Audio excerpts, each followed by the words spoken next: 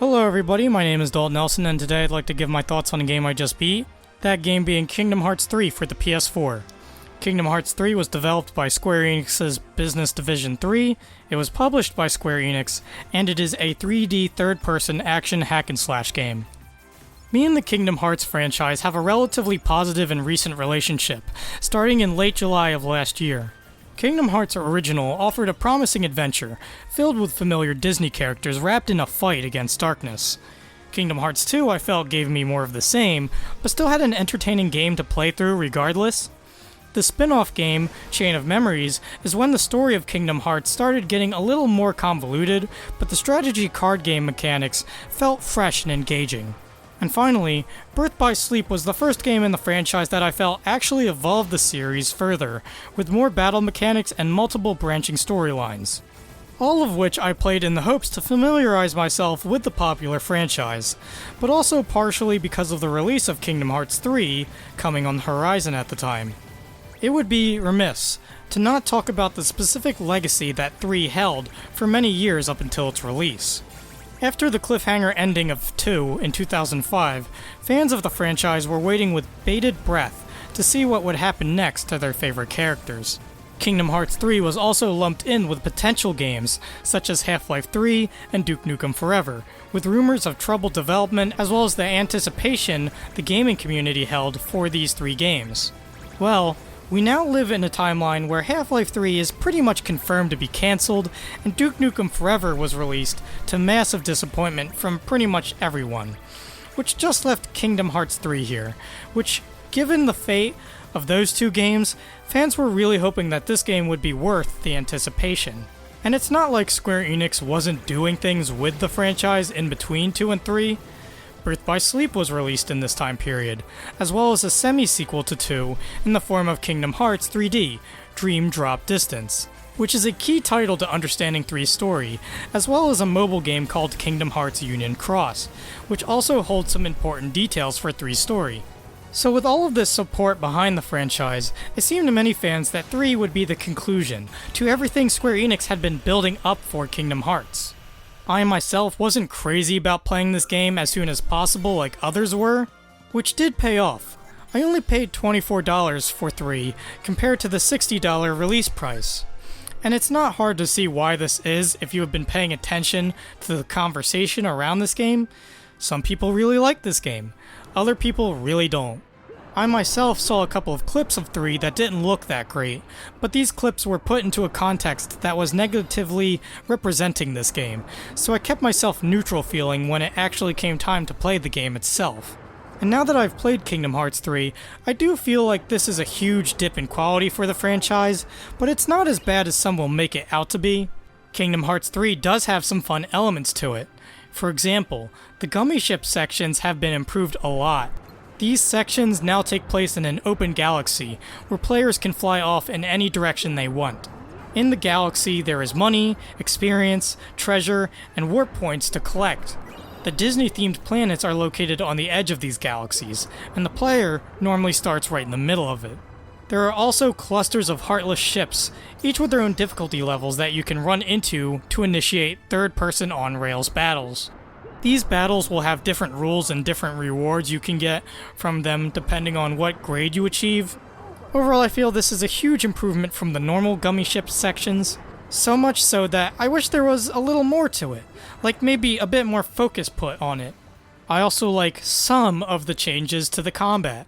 Drives and command styles are now form changes in 3, where the way to activate these is to land multiple hits in succession, which will then give you a little arrow above your command deck. Get 4 of these arrows and you can initiate a form change, which will morph your Keyblade into something else like a lance or magic guns. Like Birth by Sleep, these offer a bit of a break into the otherwise repetitive nature of mashing the X button by giving the player a whole new moveset and flow to work with. These form change weapons, combined with the overall increase of speed within the game, feel really good to use against the larger enemy counts that come at you in this game. It's something that even feels a little Muso or Warriors inspired. Although, I did say some of the combat changes felt good, because other than these form changes, the combat in 3 feels very dumbed down compared to its predecessors. So dumbed down, in fact, that the RPG nature that is normally present in Kingdom Hearts games is almost non-existent here. I remember in previous titles that magic, link summons, and shot locks had their own advantages, but in 3 it's not even worth using them. Mostly because regular Keyblade attacks and form changes will carry you through most altercations in the game. The only magic I would use consistently was cure spells. Most of the fights within the game are complete jokes. Even boss fights were painfully easy to get through. Kingdom Hearts 3 at its base needs some more difficulty. And none of this is really helped by some of the levels in the game that felt like they could drag on a little too long. The frozen and tangled worlds specifically featured very generic wood settings that got old pretty quickly, and each of these took like over an hour to clear, when there are scenes in these worlds that could be cut down and not harm the world as a whole. And what really doesn't help with the length of these levels are the cutscenes in the game. If what I'm seeing on YouTube is to be believed, there are over 10 hours worth of cutscenes in Kingdom Hearts 3. Some of these definitely could be cut down to get to the gameplay quicker. The cutscenes themselves aren't very well directed. Most of these cutscenes will be dialogue, talking head shot, reverse shot style scenes that are going over events that took place in previous titles. There is very little in actually entertaining content here. And while we're here, we might as well go over the story of 3, which I won't go into too much detail about, but I'll give you the general gist of what you're getting yourself into. Firstly, if you haven't familiarized yourself with the events of the game Kingdom Hearts 3D Dream Drop Distance, please do so. Otherwise, you will be lost in the game's opening moments, of which contains one of the most bewildering design choices I've seen, as after the game introduces itself 3 separate times as Kingdom Hearts 3, it will then flash another title card saying Kingdom Hearts 2.9. This is effectively saying that you're in the game's prologue, although they don't call it that. That's what it is. The game starts out with Sora, after the events of Triple D, where he has lost most of his abilities, and you'll think some of his memories have been lost too, given the way he doesn't remember key events in the previous games that he otherwise would remember. Essentially, Sora has to learn the power of waking, so that he can bring Roxas back. Meanwhile, Mickey and Riku are looking for Aqua in the Darklands, and all the while, Organization 13 is back, but they're newer than ever, and looking for 13 vessels of darkness so that they can reform the Keyblade introduced in Birth by Sleep. Sora's goal and motivation in the story isn't very clear until you beat all of the Disney worlds, so most of the game feels kind of aimless and unnecessary. Not that the worlds help Sora in his quest in any way. The story overall can feel a bit confusing, and the tones here shift dramatically from scene to scene. One scene will be completely goofy, and the next scene will feature a long-winded conversation about what it means to have a heart. Remember that this is something I feared would happen in Birth by Sleep, but now the problem actually exists here in this game. To Square Enix's credit though, the actual goal of the game is to get every major character featured in the story thus far and bring them together, which I was impressed by. Most characters in the game are given something to do, and when it comes time to face some of these characters, they have their movesets from previous titles. This no doubt took a lot of effort, so I commend the development team in this aspect. Although, I will say some of the characters fall by the wayside here, like Ansem or Maleficent and Pete, who only seem to be there for the sake of franchise iconology. I would also like to praise Kingdom Hearts 3's sense of finality. It does seem like that for the most part, the team took every major plot thread from the previous games and put a nice bow on them. Major props. In terms of smaller things here, I thought the graphical fidelity of the game looked pretty cutting edge, especially the Pirates of the Caribbean world, which looked the best here.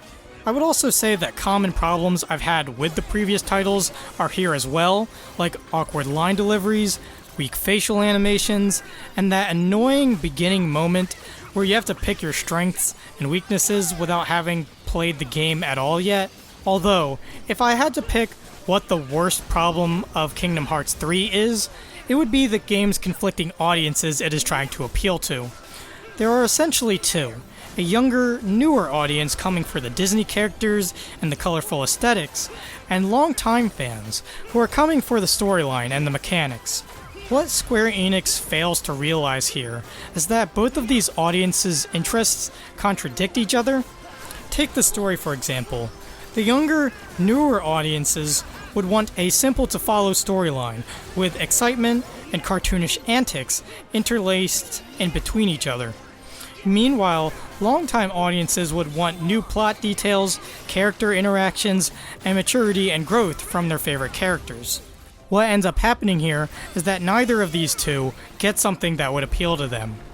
These scenes are too boring and long-winded to keep the attention of a child, and these scenes spend too much time re-explaining past plot details and can be very silly for someone older and more patient. This happens with aspects like the story or the mechanics and even the aesthetics as well. It feels like throughout the development, the team had no idea which they wanted to appeal to more, so they end up trying to appeal to both while not appealing to either. And so you get this mismatch of content that feels messy. In conclusion, I didn't like Kingdom Hearts 3 that much, but I didn't hate it either. I didn't regret playing through it, but what I've played could have been leagues better. So I'm going to give Kingdom Hearts a final score of a 4 out of 10. Overall, I hope that Square Enix uses this finality to separate themselves a little from their longtime fans, and acquire a fresh, new take on the franchise that doesn't feel as messy and as simple as this game did. That concludes my review of Kingdom Hearts 3. If you like my reviews, you can like, comment, or subscribe. I also have my online Portfolum down in the description below, where you can see video game design works that I have done. And so, with that out of the way, please make sure to have a nice day.